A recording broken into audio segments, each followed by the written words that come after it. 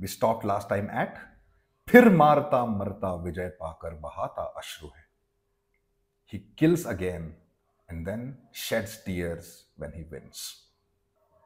Continuing where we stopped, this is Kurukshetra Pratham Sarga, दूसरा भाग, the second part.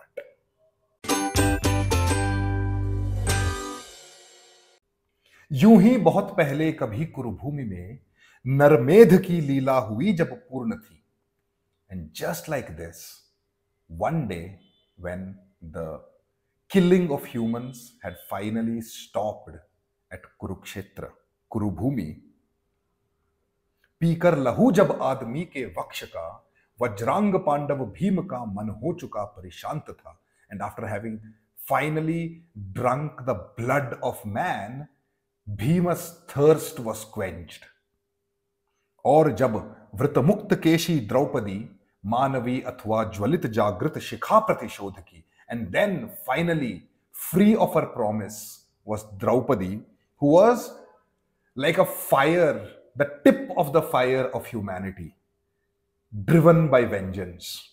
दांत अपने पीस अंतिम क्रोध से आदमी के गर्म लोहू से चुपड़ रक्त वेणी कर चुकी थी केश की, केश जो 13 बरस से थे खुले.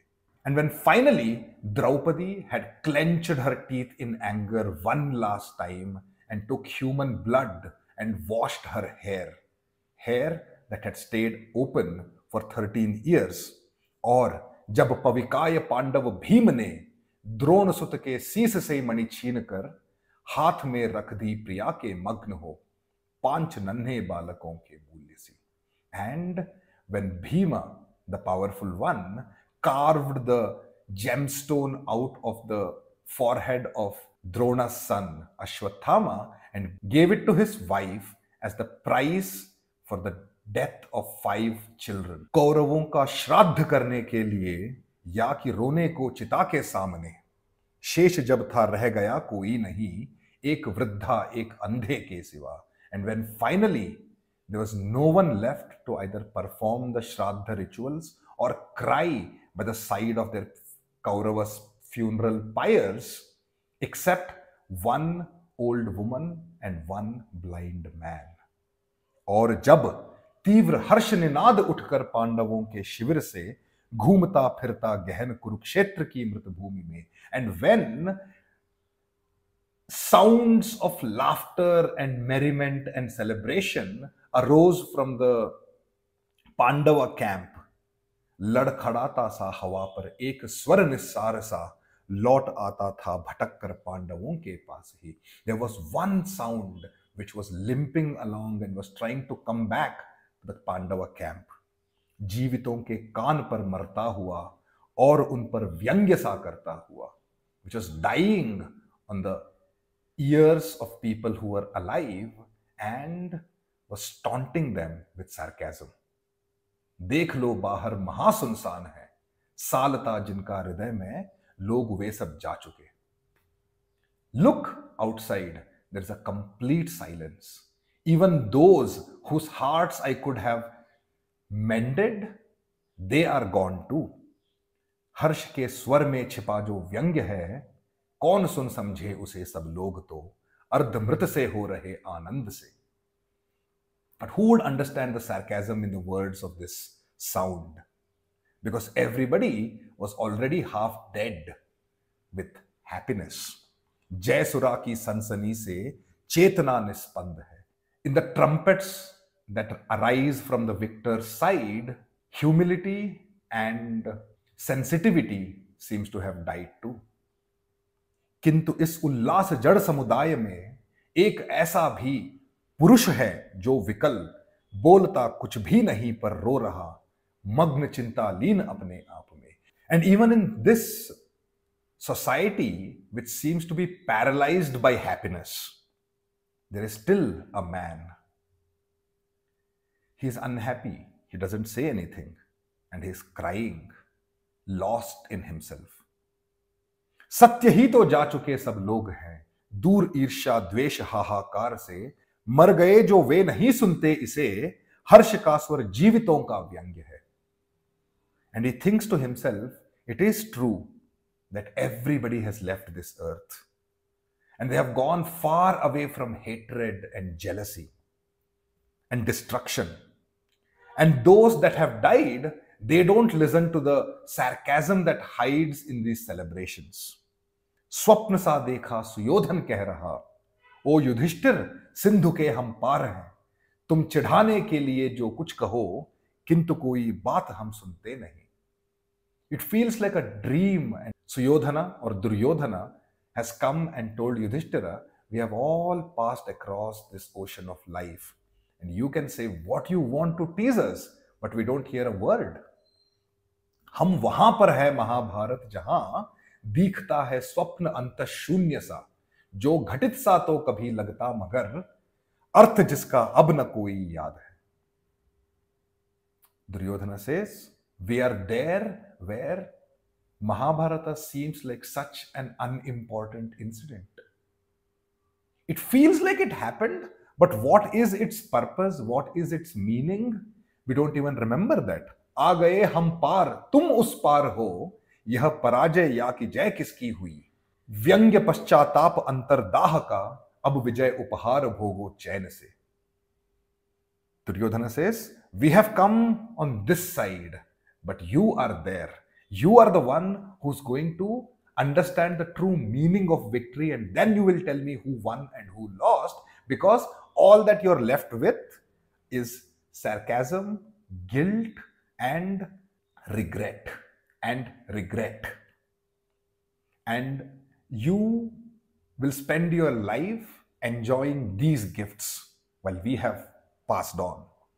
हर्ष का स्वर घूमता निस्सार सा, लड़खड़ाता मर रहा कुरुक्षेत्र में, और युधिष्ठिर सुन रहे अव्यक्त सा, एक रव मन का कि व्यापक शून्य का. And this celebration, this sound seems to be dying slowly, and only Yudhishthira seems to be hearing in this silence a cacophony or a loud shout within his own heart. Okay, let's read the whole part again without explanations and interruptions.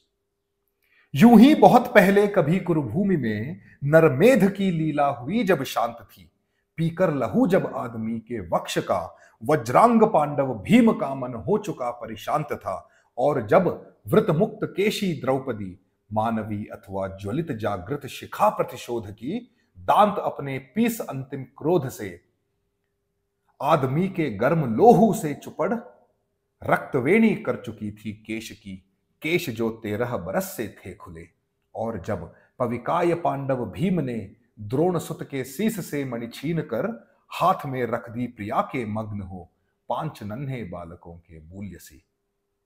कौरवों का श्राद्ध करने के लिए या कि रोने को चिता के सामने, शेष था जब रह गया कोई नहीं, एक वृद्धा एक अंधे के सिवा. और जब तीव्र हर्ष निनाद उठकर पांडवों के शिविर से घूमता फिरता गहन कुरुक्षेत्र की मृत भूमि में लड़खड़ाता सा हवा पर एक स्वर निस्सार सा लौट आता था भटक कर पांडवों के पास ही, जीवितों के कान पर मरता हुआ और उन पर व्यंग्य सा करता हुआ, देख लो बाहर महासुनसान है, सालता जिनका हृदय में लोग वे सब जा चुके.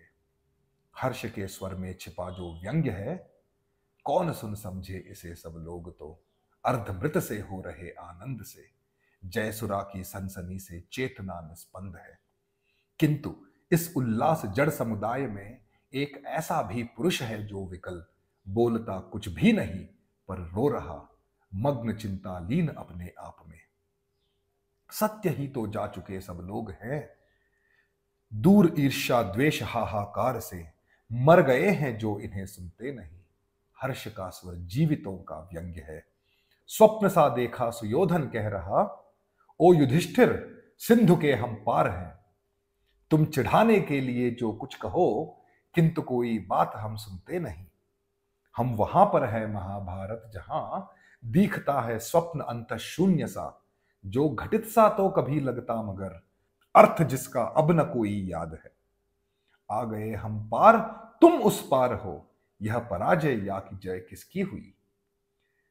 व्यंग्य पश्चाताप अंतरदाह का, अब विजय उपहार भोगो चैन से. हर्ष का स्वर घूमता निस्सार सा, लड़खड़ाता मर रहा कुरुक्षेत्र में, और युधिष्ठिर सुन रहे अव्यक्त सा, एक रव मन का कि व्यापक शून्य का. In this part, Dinkar uses the reference of the final day of the Kurukshetra war to explain the theory that he has spoken about war. So, after having won the war, Pandava's camp is in great celebration and jubilation, whereas there is one man, Yudhishthira, who seems to have finally realized the achievement or victory for what it really is.